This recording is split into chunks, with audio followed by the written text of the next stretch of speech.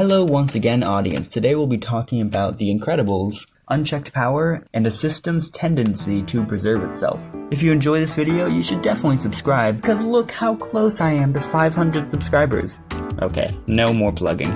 The movie opens with interviews of the supers. They discuss their secret identities. They carry themselves with this air of celebrity or even royalty, exuding this cockiness. Mr. Incredible, in particular, comes across self-centered and overly assured. His comments about settling down and wishing things could stay safe are given in a way that suggests he is enjoying being a superhero, but wants to continue his life without the consequence of that hero work. Not to sound like J. Jonah Jameson, but even if you're trying to do good, being a super doesn't exempt you from accountability.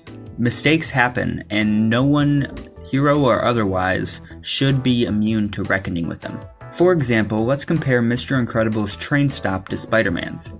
In The Incredibles, we, the audience, see how the bomb ends up on the tracks, but the people on the train don't. They might see Mr. Incredible drop or the explosion happen, but more likely than that, people heard the explosion and then a few saw Mr. Incredible and said, "He's in front of the train." But the method of stopping the train was sudden, and although it prevented worse things from happening, we still see people were injured. And in this last part, you can imagine people piling up in the front of the train. Furthermore, in the aftermath, Mr. Incredible has to leave suddenly, after sounding like he was going to continue pursuit. And although we, the audience, know it was for a decent reason, that being his wedding, from the police's perspective, all this chaos unfolded, the bad guy got away, and now the only guy who understands the entire scene runs off saying, "Oops, bad timing?" These combine to paint him as reckless, or wayward to the public, despite whatever his intentions may have been. However, in Tobey Maguire's Spider-Man, we and the people on the train see Peter making multiple attempts, communicating with them, and in this moment, doing so without his mask, clearly making serious and continuous effort to help. Peter is not just saving their lives, he is doing everything he can to do this right. And the people can see it, and are able to appreciate that effort. In this moment, they see him as a man willing to sacrifice everything to save them. Not just a superhero doing what superheroes do. Mr. Incredible didn't do anything inherently wrong, and to his defense, he had less time to stop the train. Both of these facts are important, but it's the perception those moments created, which for the public led to Mr. Incredible being sued. Maybe the first time was just out of that one guy's spite, but the people on the train sued him too. To me, that shows they wanted to hold him accountable. The public wanted to keep supers in balance. But this wasn't the real problem.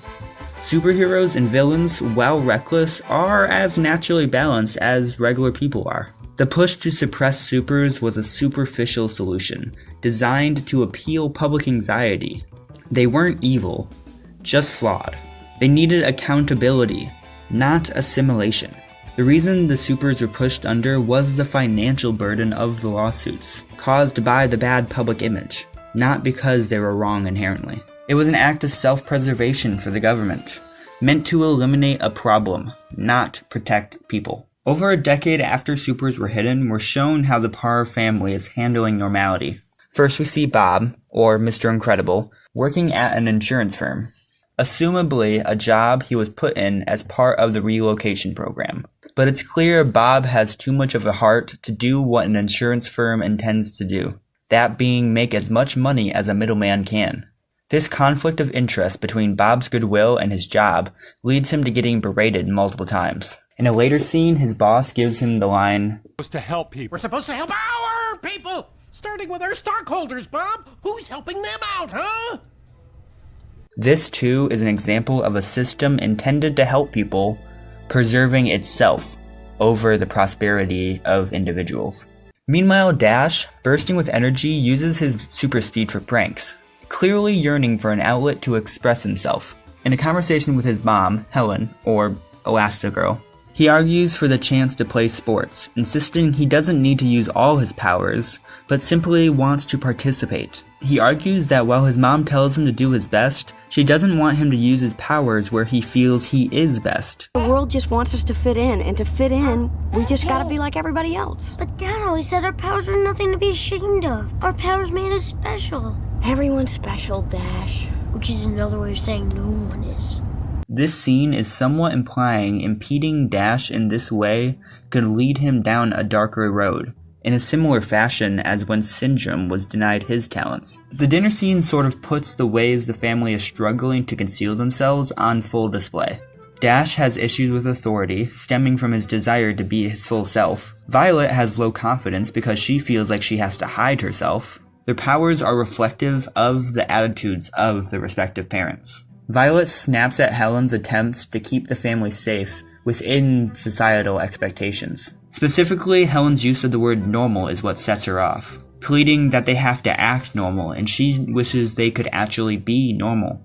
Bob shows his frustrations by going off with Lucius, formerly Frozone, to go bowling, which is just cover for going to listen to police scanners. Lucius tries to convince him to start actually going bowling before a fire ends up being reported.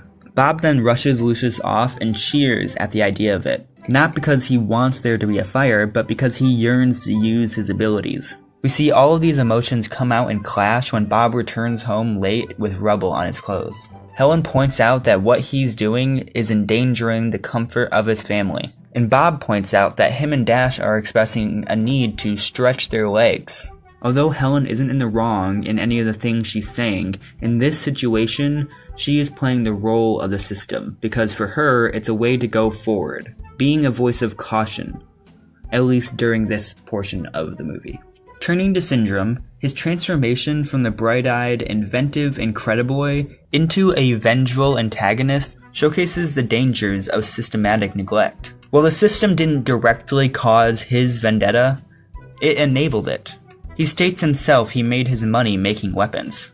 He's an arms dealer, and the most frequent buyer of weaponry, the government.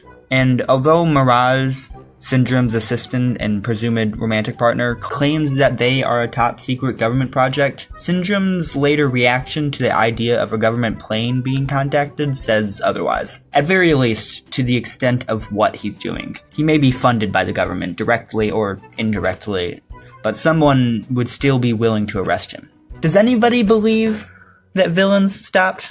I know supers were outlawed, but surely there were still villains, right? It's a power gap that Syndrome intends to fill. The government's decision to ban superheroes was a superficial response, an attempt to stop visible recklessness without addressing the underlying systems that allow such recklessness to flourish. In doing so, it only allowed someone like Syndrome to weaponize that power for his own revenge. Supers aren't the issue. Recklessness is.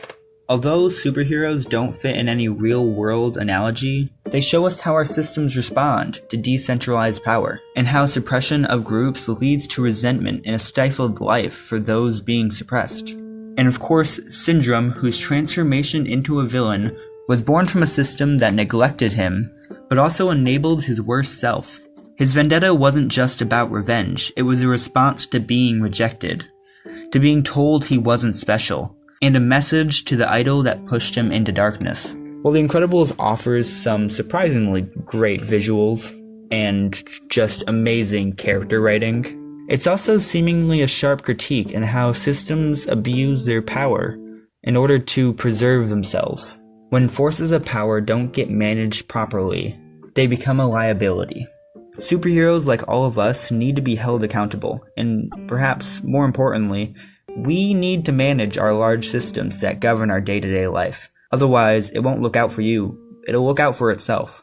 Thank you for watching, and as always, if you enjoyed this video, like and subscribe. Share your thoughts in the comments below. I don't know, maybe I'm lost in the sauce. Have a good day, everybody. I was wrong to treat you that way. I'm sorry. See? Now you respect me, because I'm a threat. That's the way it works. Turns out there are a lot of people, whole countries, who want respect, and they will pay through the nose to get it. How do you think I got rich? I invented weapons, and now I have a weapon that only I can defeat. And when I unleash it, you'll get... You sly dog! You got me monologuing! I can't believe it. It's cool, huh? 0 point energy.